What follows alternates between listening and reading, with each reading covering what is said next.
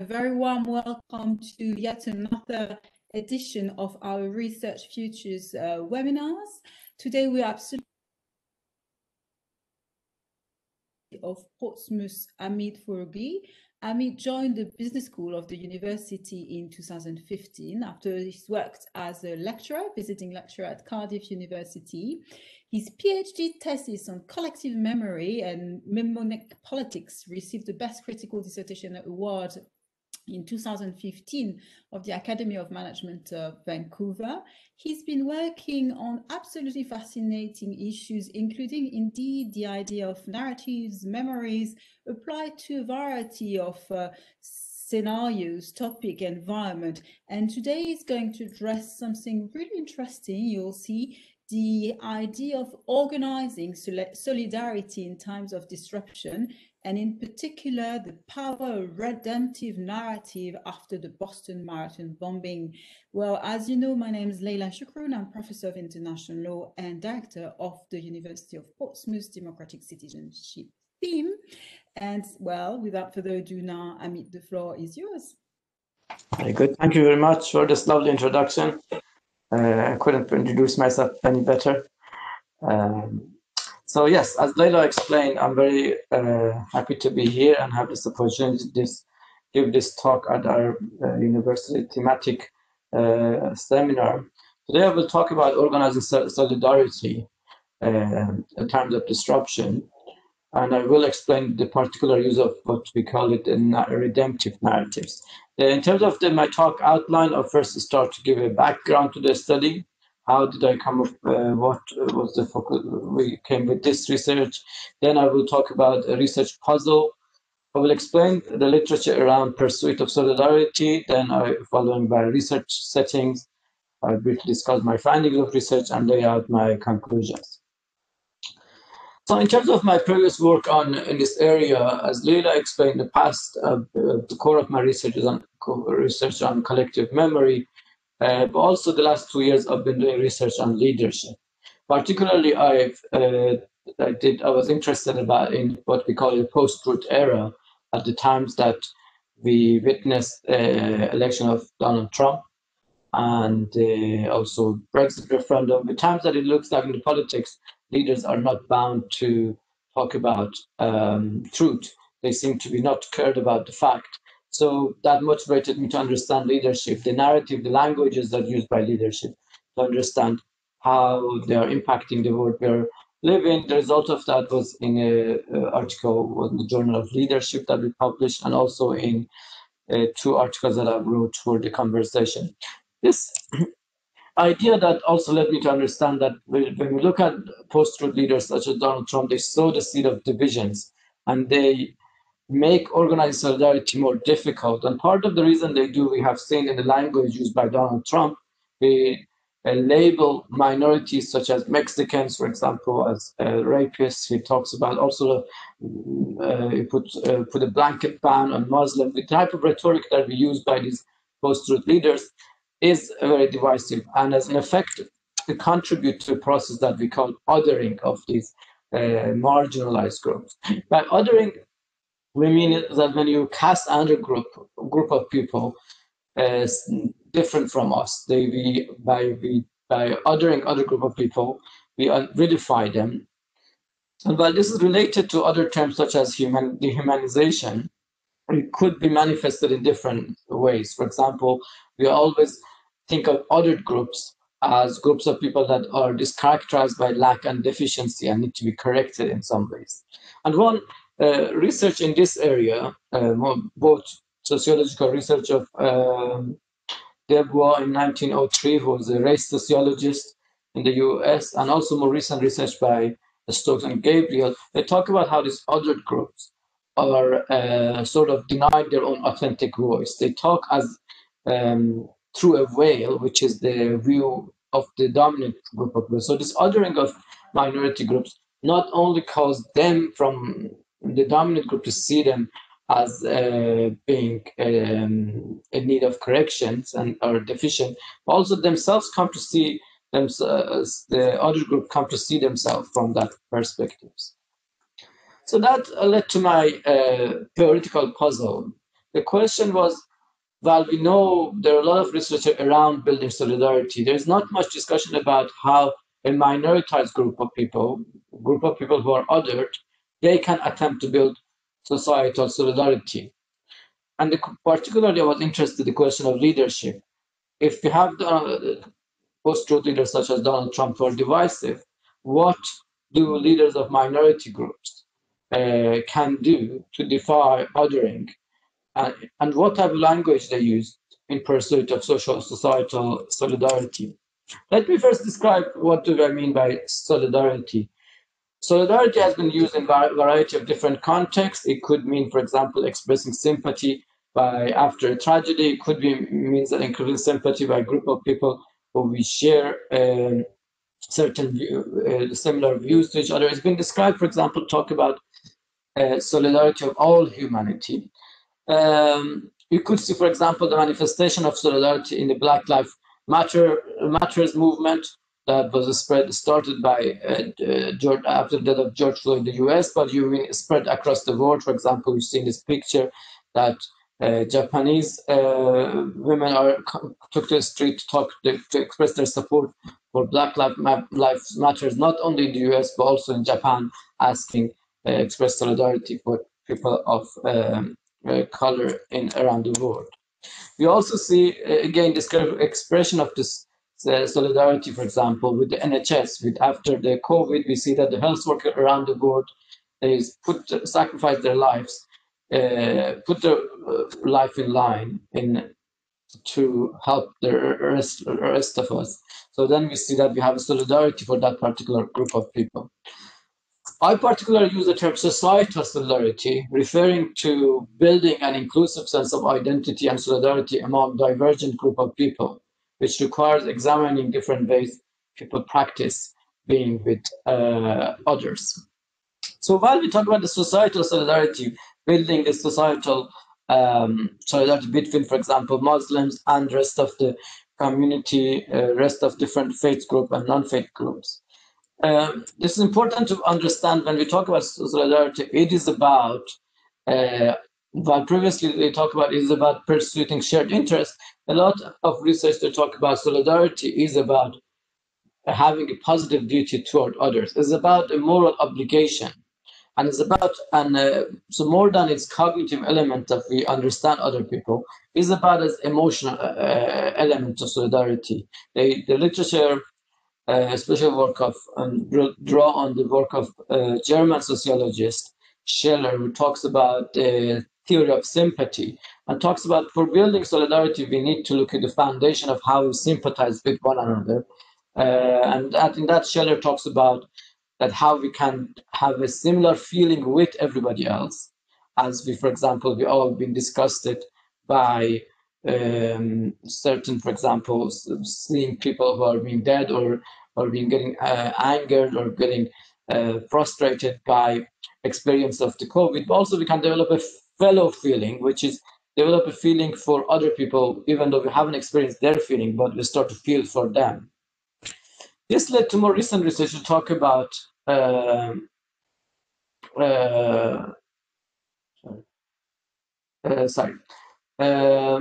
talk about solidarity is that the challenge of solidarity is not merely to see others like us, but it is about our inability to see from the other's eyes. So linking to the literature of othering, the question really is that how we can see other people. So in order to build solidarity, we really need to start define othering in the first instance, especially if we're talking about minority groups who are already othered.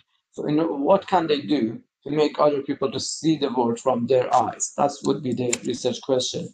And we know from the last few years that leadership absolutely makes a difference. So we see, for example, the Prime Minister of New Zealand, after the attack on Christchurch Road, she took a completely different approach from what we have seen recently in the US. So again, the question is important in terms of if leadership makes a difference, how leadership makes a difference, and what type of narratives that leaders use make a difference. Especially there's a literature in management which I talk about the sense-making theory. The idea is that when in the disruptive times, it's very difficult for people to make sense of the situation. Then we have leaders who come and provide us with an new understanding of meaning in the world. So the literature talk about sense making, which is attempts by individual actors to reconstruct the meaning of social phenomena that impacted them, and sense giving, which is an attempt to influence sense making and meaning construction of others toward a certain redefinition of reality. Within this background, now I want to talk about the case study for my research. The case study, my case is about research looking at the Muslim leader after Boston Marathon bombing in 2013. This was a major tragedy that happened on the Patriot Day, which is a highly an important day in the US, especially for the Boston. They have had this history of organizing marathon for more than a century. And when this event happened, the whole city was shocked by the scale of it. 3 people were killed and more than 250 people were injured. In this sense, in this situation, while everybody was really shocked, but also was the effect of the Muslim community. You see, the Muslim community in Boston were also in shock, and they were also very angry with the whole situation. But at the same time, they remained silent. They didn't know what would be the appropriate response that they can do. I invite you guys to have a read of this script just for a few minutes. You see here a doctor who was helping a patient, a mother's victim. Sorry, mother of a victim of marathon bombing, and she was quite really angry with the situation, and she was telling this doctor that they really need to get out of this country, referring to Muslim. And Dr. Khan, while she continued to support this patient, she never told him that she was Muslim, and she didn't know what to do, thinking, how can she, what can she tell that person if she was a Muslim? What will the reaction of that person? So you see the predicament of Muslim community at the time after a tragedy like this. And unfortunately, this is something that's happening again and again. So again, there's a big question for minority leaders when at the disruptive situation like this, when there are more targeted attacks, what sort of response they can do to defy othering and build solidarity. In order to address this research, I learned that after the incidents, I learned that one of the leaders, the Muslim leaders that did act on that situation was executive leader of Islamic Society of Boston, Islamic Society of Boston Cultural Center, or ISBCC.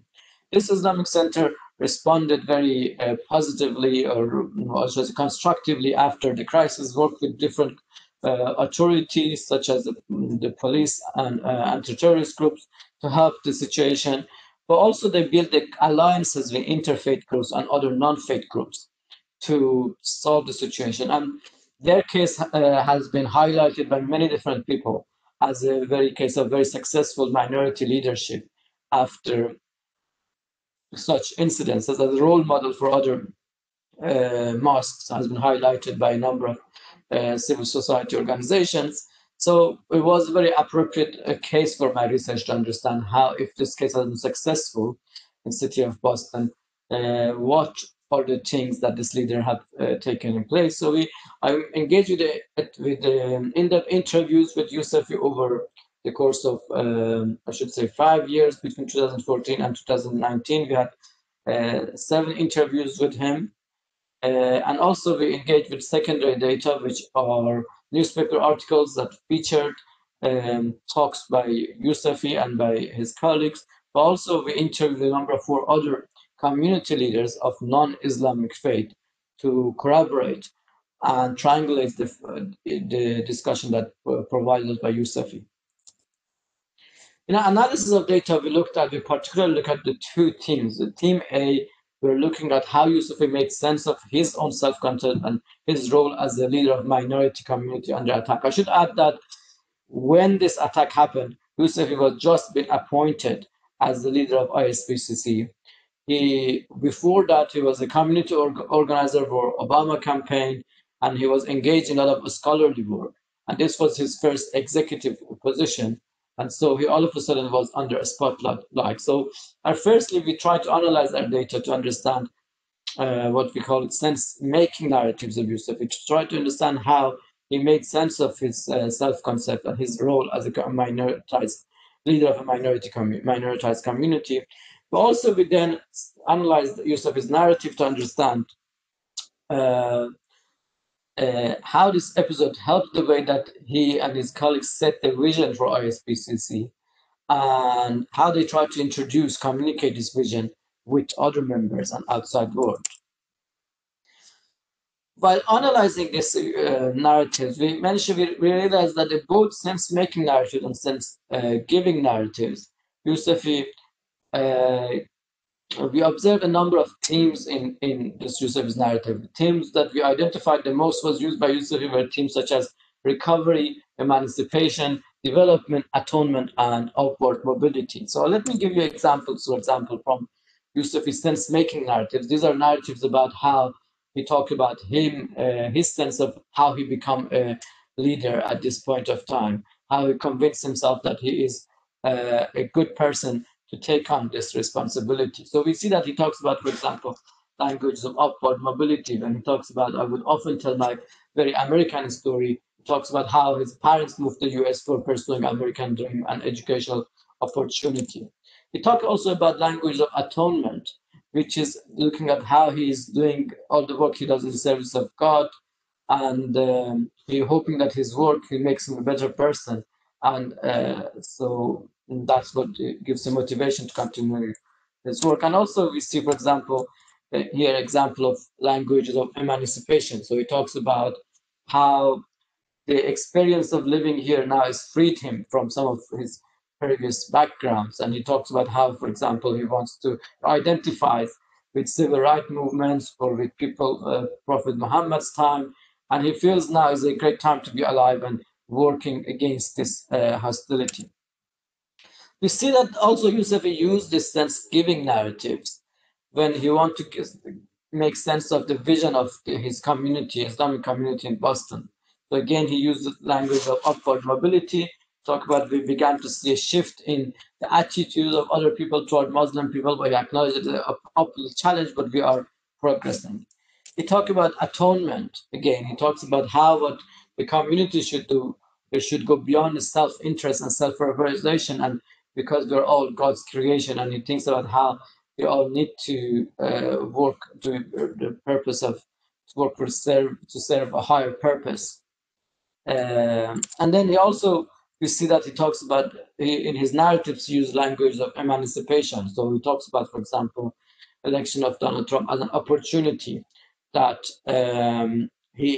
Muslim community could start to break away from the entrapment they have in at the moment, in which he means the othering of black. So what is the interesting about this? I don't have time to go through all the examples, but based on these examples what I have given you, so we see all the narratives that he used, the use of all these upward mobility, atonement, emancipations. I didn't give example of recovery. They all are elements of what McAdams, narrative psychologist in the US, talks about redemptive narratives. And by redemptive narratives, McAdams extend the idea of redemption from theology to more secular realms. It talks about redemption can be defined more generically as a deliverance from suffering to a better world, suggesting that suffering in life can lead to growth and fulfillment. So in this sense, McAdams argues that redemptive narratives provide a template with a universal appeal that position the narrative or narrator, or in that case, our leader, for a greater generativity. By this, I mean that by using these narratives, they put forward a more agentic element of themselves, that they will feel more responsible for their actions. So position themselves in a way as opposed to othering as somebody who cannot be responsible for themselves, the people who need to be helped. By using a redemptive narrative, they talk about the position themselves as a community who are able to take charge of their own destiny. More importantly, we see that by utilizing these redemptive narratives, not only they use these narratives, Yousefi and his other leaders at the ISPCC use this narrative. Also, they enacted these narrative. By this, I mean is that they put the narrative into action. And I show that how, I'll show you, give you an example of how by putting some of those narratives into action, they managed to try to challenge othering and try to build solidarity. For example, immediately after the attack, there was a lot of call by everybody for the Muslim community that they should condemn the attacks. But the problem was that if they just simply say we're condemning the attacks, they were not showing their own true feeling about what. So they had either two options: to remain silent, not to say anything, or just to say repeating what the expectation that was of them about condemning attack. Well, I said the problem with condemning is that by Muslim leaders or Muslim community express that we condemn the attack, they don't show what is their feeling themselves about the situation. So what they did by reflecting on an emancipatory language, but which pushed them to free themselves from the existing bounds and try to come up with a new way of expressing themselves, they decided that we can mourn with the city. This is express our true feeling. Muslim community and its leader of ISPCC were also very angry with the situation in Boston. They were also very they were feeling the pain of the rest of the city. So they felt it's more authentic for themselves if we engage in a mourning ritual. So what they did is that they organized a number of events, including a peace march from the city council to from municipality of Boston to the mosque, and they organized ritual, a morning ritual, and the mosque, inviting all people from all different faiths and non-faith groups to join them. And my understanding that they have about 3,000 to 4,000 people joining them on that ritual. And by doing that, they were able to express their true feeling, their feeling with the rest of the Boston, and the fellow feeling with the victims. Also, they enacted other languages, such as languages of development, by engaging by activities that help the city to heal. For example, they started providing a counseling session for people who've been affected by the tragedy. They also started providing a lot of services that improve the neighborhood issues to tackle not only the terrorism and radicalization issue, but the broader issues that, such as homelessness or lack of education, which could make some of those communities a hotbed of radicalization.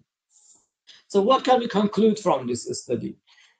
The first thing we can conclude is that this redemptive narrative seems to be useful for use for minority leaders to defy othering and catalyze organizing societal solidarity in different ways. So firstly, using McAdams, I showed that when people use this language of redemptive language, by emphasizing that their suffering is a way of learning, they put themselves as a more generative character. And in this sense, they increase their sense of individual agency and their ability to build a capacity for action.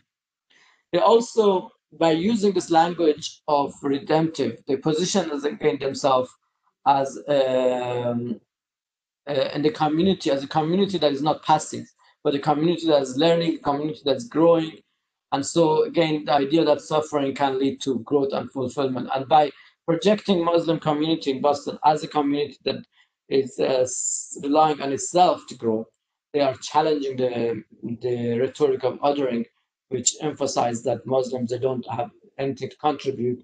They need to be saved by others. And finally, interestingly, we show that enactment of some of those redemptive narratives help overcoming the entrapment of dominant discourse and allowed the Muslim community to express its authentic feelings. For example, I explained that in the previous slide, how enactment of language of emancipation allowed the Muslim community to kind of cross the boundary, the social distance between itself and others, and develop more emotional resonance that needed for organizing societal solidarity. So my final slide, I want to say that, yes, so we showed that these narrative templates, such as redemptive narratives, provide a way of making sense. So while Yusuf used this narrative in his own public lectures, it is hoped that this narrative templates, other people can also pick on this narrative templates and use it in their own way of making sense of their own experiences. So while my research was limited, looking at the experience of one leader, we are not able to show how this narrative has been picked up by other people. This is something that future research should look into to see when a leader uses a narrative template as such, how this narrative template will can be embraced by other members of the community. And we think that particular redemptive narrative template could be useful for the minority communities fighting othering. But again, our case is a one case study, and it was based in the a US-based case study. So I invite future researchers who are interested in this field to engage in additional research of minority leaders in different communities and see whether they utilize the certain similar templates in their work. These are some of my key references that you might be interested to utilize in your own work. And thank you for your attention. I'm ready if you have any questions to answer them. Thank you. Thank you so much, Hamid. Again, fascinating, really, and certainly very important today in the current circumstances and international context. I'm sure you could somehow replicate your study, as you said, on the basis of many different case studies. As you said, again, it's an American example, so it entails a number of specificities, I suppose, but at the same time, there are a number of observations that you've made which are apparently universal, so to speak. There are many things which are really, really important in your presentation and in your research. I think we get back to the references that you've showed at the beginning of your presentation, and in particular this article in the conversation, which is quite well, the title is quite amusing: why leaders who bullshit are more dangerous than those who lie. You'll explain that to us, and again, it's quite relevant in the current circumstances. But I particularly like, your work on narratives, as again, it's extremely revealing of what we are going through at the moment.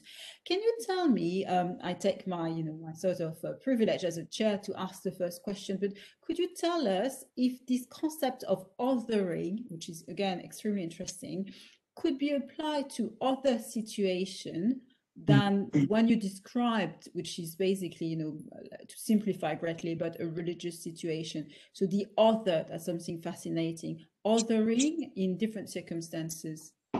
Sure.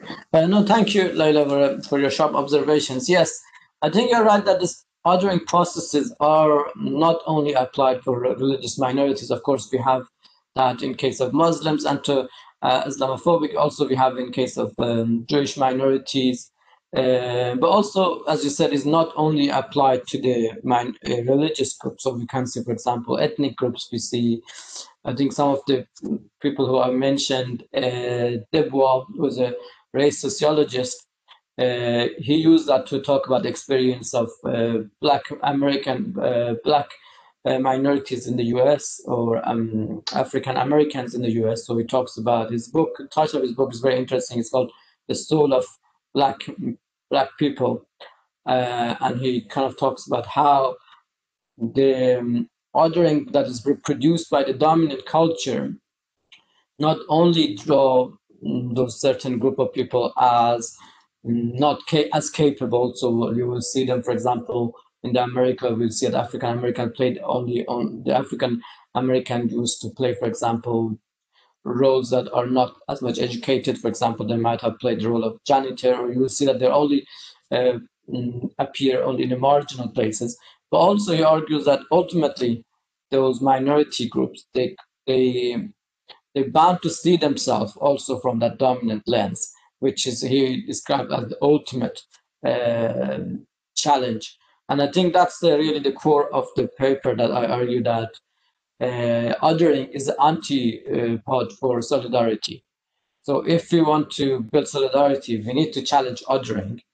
And I'm in the opinion that minority leaders themselves have are responsible, and they can do things to defy that, because we don't want otherwise go in this trapment of thinking that the minority people cannot do anything. We need to wait for the dominant groups to come and save those other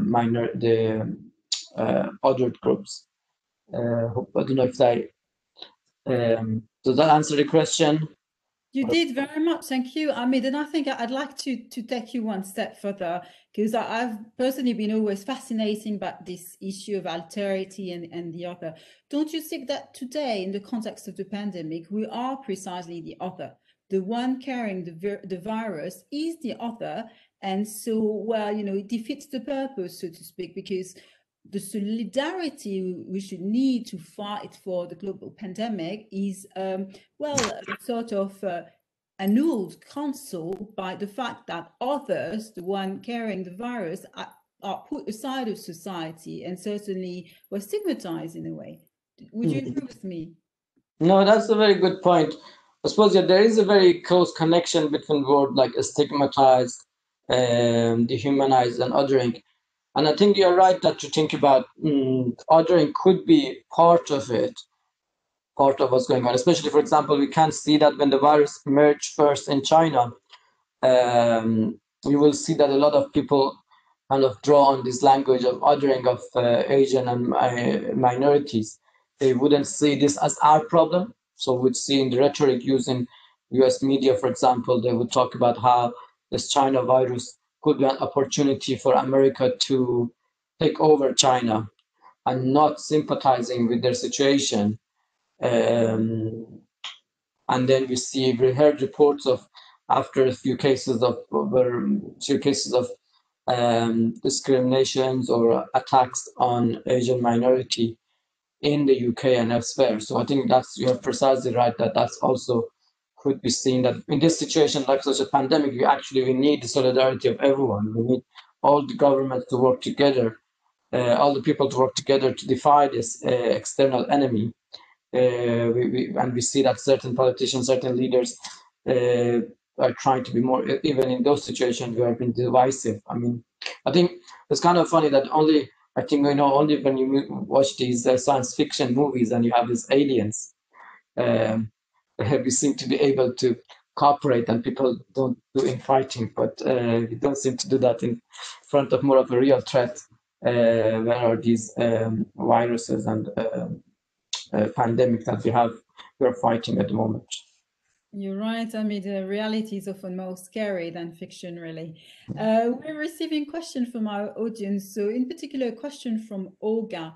I find it interesting that Muslim minorities have to apologize and comment on terrorist acts, whereas Christians and far-right groups never seem to have to create a redemptive narrative after a terrorist act perpetrated by some Christian or a member of a far-right group. What do you think about that? No, that's an interesting point. I guess there are 2 points. There's a very sharp observation here about that we expected minorities, like Muslim minorities, let's say, if the attack happens, to apologize, to say we're condemning it, while we don't expect that, for example, let's say, if attack happened in Christchurch in New Zealand by a Christian, there's no expectation that the rest of the Christian community or come on to apologize for that, or the same. So I think that will precisely hit the nail in the sense of the point of the paper, that they would argue that the othering rhetoric creates expectation that, well, Muslims are not part of us. So if something happens, which a person from somehow that background, even they share their maybe religion, even nothing to do with those group of people, those group of people are responsible for that, and they have to apologize or have to condemn it. But that was precisely the point, that condemning it doesn't solve the problem. Of course, most Muslims condemn that, same as everybody else who is angry about those days. But nobody expects everybody else to put a Twitter post or raise their hand and say, oh, we condemn it. But if you expect a Muslim person or Muslim leader to say condemned, is that because you see them, or they don't. You want to, and again, precisely, but I want to mention that when I say redemptive here, is not what I mean as redemptive as apologetic. So I know that it kind of can have been similar meaning, but by redemptive and uh, redemption, I don't necessarily mean that Muslims should apologize because of what they did, but this is a more generic understanding of redemption. The idea that you put your hardship and say, okay, I accept this hardship, but I see these difficulties as a way to develop, as a way to progress. So the idea is that rather than Muslim minorities or other minorities which are other, see themselves as a victim and say, look, that's what we are, we cannot do anything, we are othered.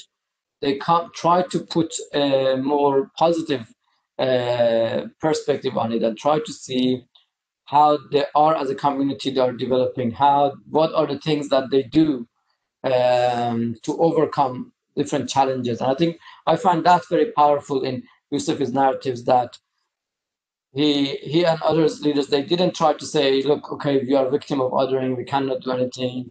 But he recognized that when the reporters asked him about this, and he wanted to change the narrative. And by one way of doing that was using this redemptive sequence to talk about what are the things that the Muslim community are doing beyond terrorism, what are the things that they're doing as a developing community, and hence also the language they came at, they decided to mourn with the victims. And by doing that, I will argue that they are able now to express their feeling, because when you say, I condemn the attacks, there's neutral in terms of emotionalities. You don't express your pain, you don't express your suffering, you don't express your anger. But the way they approached it, they were able to express their own feeling about the situation, which is much more authentic, and it will help to defy othering and build the basis for solidarity. That's true. I mean, don't you think we should also shift the gaze? Because you see, we see Muslims as minority in Western countries, but obviously they are not generally globally. Not to mention that Muslims themselves are the first victims of terrorism.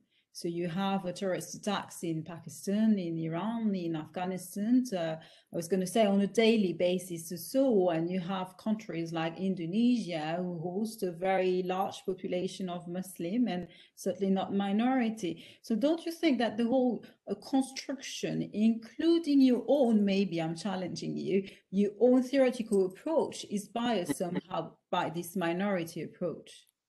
Sure. I mean, that's a good question. I mean, of course, you can, there are, if you provide this, I think that's a very sharp, again, observation. We could look into statistics, exactly as you say, that the majority of victims of terrorism are in Islamic countries. I mean, is radical, not terrorism. I'm just using the language, you see.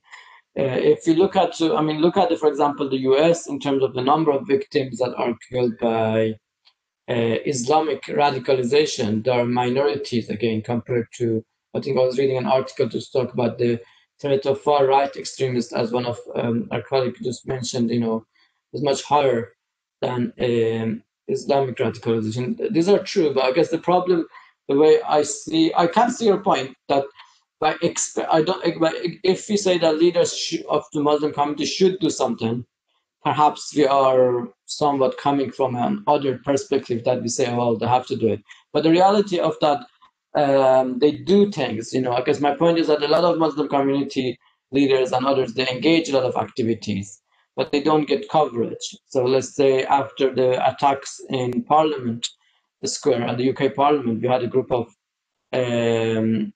female Muslims came and raise their hand to try to protect Parliament as a symbolic act. So there are a lot of work they are doing, those communities, because they feel that action. But my argument is that we don't talk enough about it. We don't highlight what they do.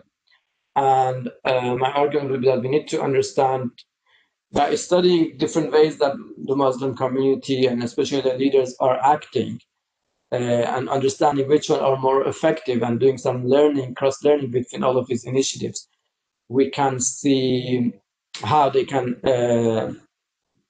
how we can tackle this. And I think it is important. Yes, I probably my case study was about Muslims, but I definitely think that it should be what I'm explaining shouldn't be only about Muslims. It should be looking to other groups, and to see whether is finding that I had about redemptive narratives is applied to other groups as well, and whether that could be create a basis for solidarity. But I didn't mention, for example, is that well, and after Boston, there was Muslim group who made the first gesture of mourning over the murder victim and tried to invite everybody to join the mosque. A few years later, when Trump was elected and there was a lot of attacks on Muslim community, it was the other Christians, Jewish groups, and also non-faith groups like agnostic and atheist group who joined and in support of the Muslim Cultural Center and Mosque in Boston and formed a human chain around them. So again, these are always, they circular.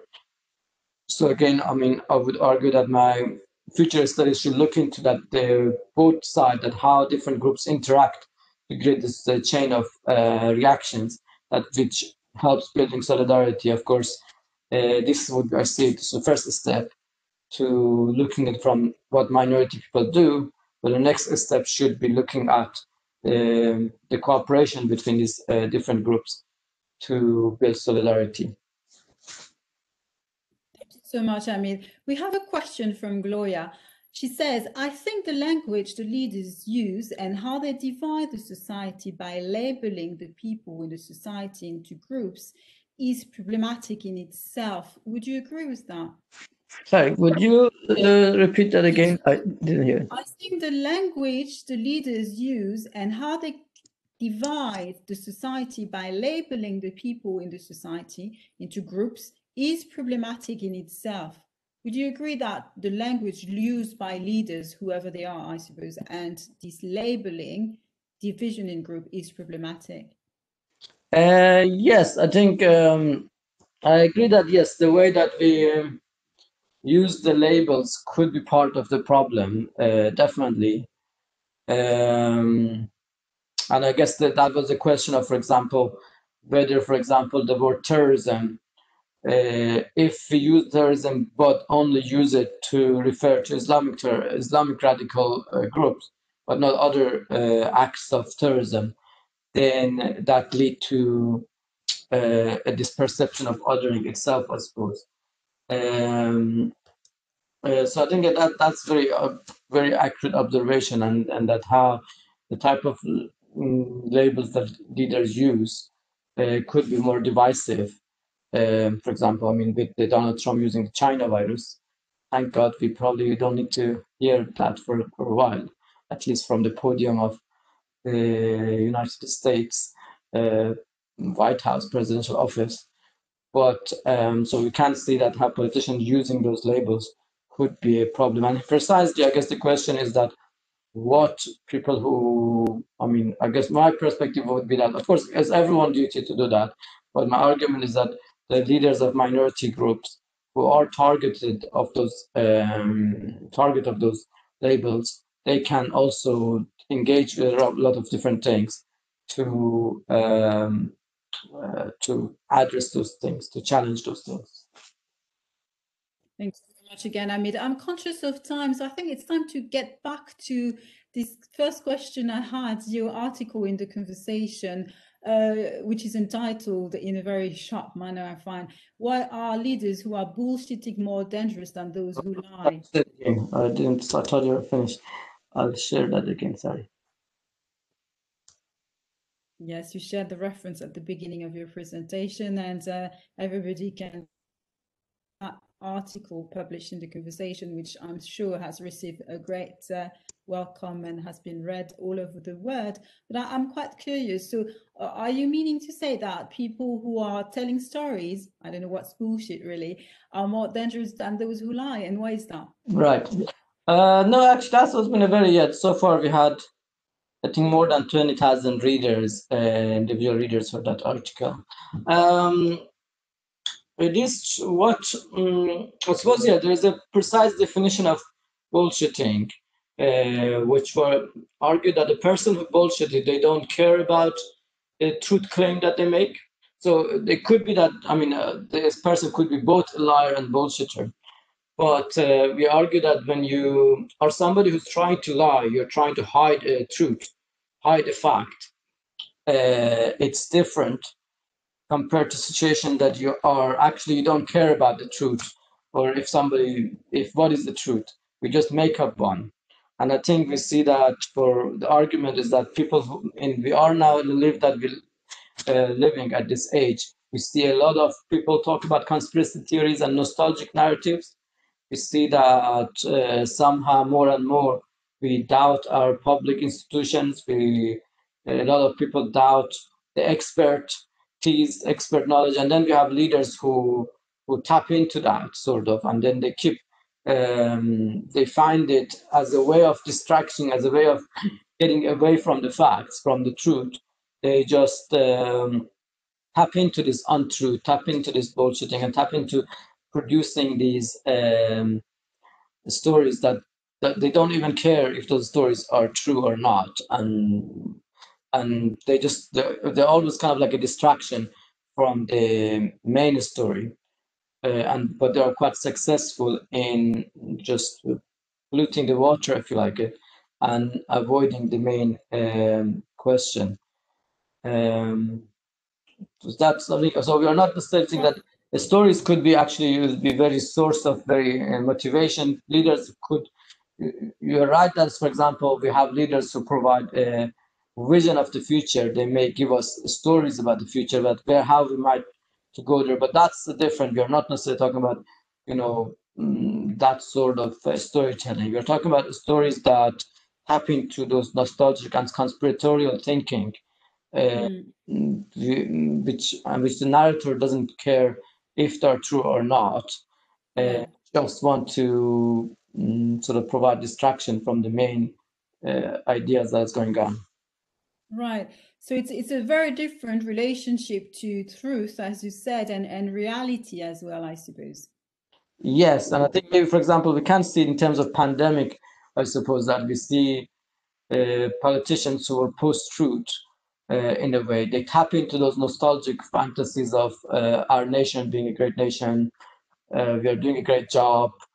This is a virus coming from elsewhere. They try to tap into all sort of conspiracy theories about around the COVID-19 rather than trying to tackle this situation. Of course, I guess in my view, this time they were caught because you cannot bullshit your way around a virus because virus doesn't eventually makes its way.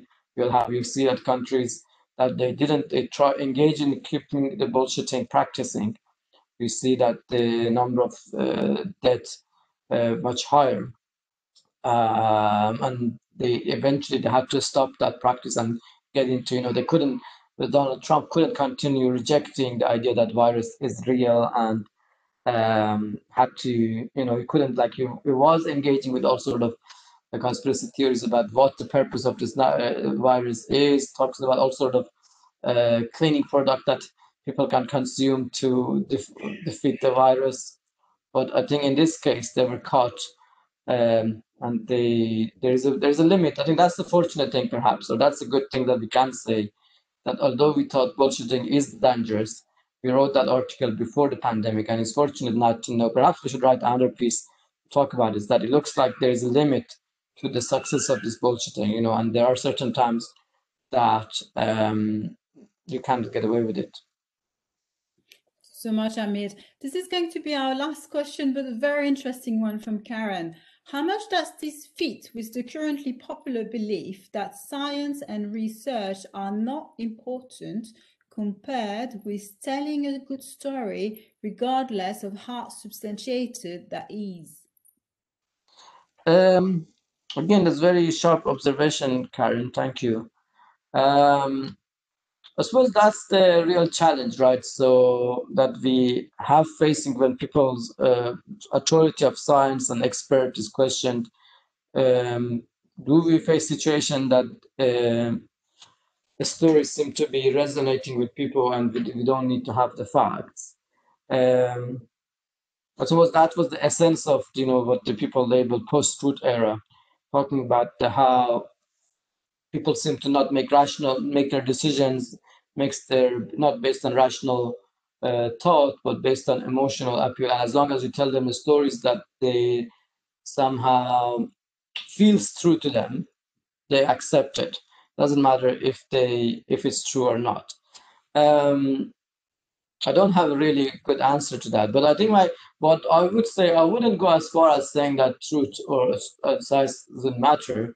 I would argue that we need to find ways to highlight this. We need to find ways to challenge when there's untruth right on the spot. So, for example, while in the past, for example, we had this idea of allowing people to talk and then maybe later on produce the fact checks. I don't think that's necessarily very helpful because people have watched their stories and they made their own assumptions. What we see, for example, in this round of US elections, that the anchors, the TV presenters were much more knew the facts and they would challenge the storyteller or the vulture on just on the spot, and that sort of faced them with the faced them. So I would say two things. Yes, one is that I would argue that we need a different type of journalism, different type of media that I've seen more and more happens as real time engagement of with and stopping of bullshitting, not just leaving it being produced and then tackling. And secondly, I think as a scientist, as social scientists, we can do more, find more creative ways to communicate our stories outside in a language that's understandable for the public. And I think a lot of commentators, they talk about how part of the problem is division between educated, university educated people and non-university educated people. The idea that, for example, we've seen in the recent highlight work of criticism of meritocracy, the highlight that how the meritocratic elite, maybe they kind of start to think that, well, we understand everything and it doesn't matter if we can we talk the way that we understand, and it doesn't. Maybe we start to forget that we have to explain things in a way that everybody understands, irrespective of their education level. And I think that's a lot of people argue that's part of the success of Donald Trump, because he talked in a language that non-university people would understand him, while maybe language of some of the other leaders was perceived as sort of very educated language. And I think that's the barrier that we have. And perhaps you could argue that perhaps some of those non-educated people, university educated, are kind of somehow othered in a way. So we should be perhaps aware of our own limitations and how we sort of create this sort of reactions. So I would believe really we need to tackle this second issue that arises very constructively, that as academics, what can we do to send our messages more clearly? Of course, we do our technical academic work, which is heavy, but then we have also responsibility to be able to communicate our work more clearly with the public in such a way that will be accessible. And I think that will help the question that Karen mentioned about the tension between storytelling and science. There doesn't need to be tension. We could utilize storytelling. You're right, Hamid, especially, and Karen was noting that as well. At the time, social media, you said it has eroded, science and belief in science, while anyone is a scientist, is an expert now, or appears as so. Thank you very, very much, Hamid. That was really fascinating. You've touched upon essential questions, I feel. Your presentation is going to be available under the banner Research Futures on the website of the University of Portsmouth. It's been recorded, as you know. So for our audience, you've listed a number of your references, your articles in the conversation, and a few other scientific articles. Thank you very much again, Hamid, for this great presentation. Thank you. I would like as well to thank the team for supporting. Yeah, thank you, and others for coming here and asking very sharp questions. I think that gives me some food for thought.